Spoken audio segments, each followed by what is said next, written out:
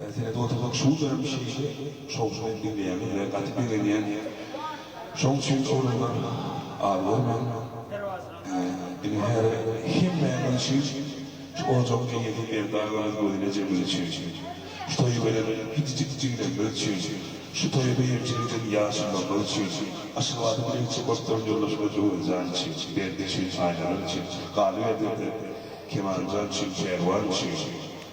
aydıma düşünmeyen yoldaşlar için, aydıma düşünüp korumak koyup son uğruna zahir koyan mehriban doğanımız, ağalarımız, dostlarımız, evli işlerimiz için batayet diyen aydıma etmeler için radyoların oğlanların tabi bir toyunu başlıyor.